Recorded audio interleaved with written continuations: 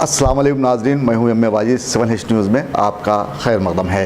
West zone task force police ने मुश्तबा तौर पर घूमने वाले अफराद को हिरासत में लेते हुए उनके कब्ज़े से 6 किलो गांजा जब्त कर लिया है।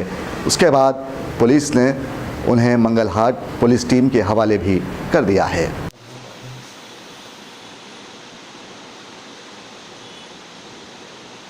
कोई यहाँ पे गांधी स्टैचू मंगलहाट का ने कोई गांजा बेचने के लिए कोई आया बोल के इन्फॉर्मेशन आया।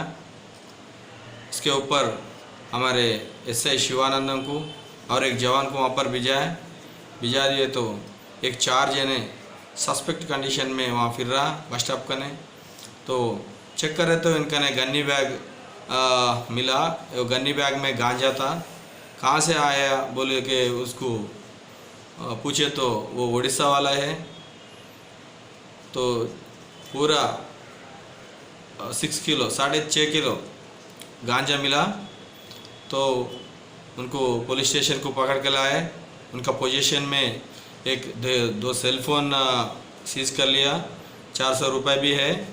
वो 6.5 किलो गांजा सीज कर लिया।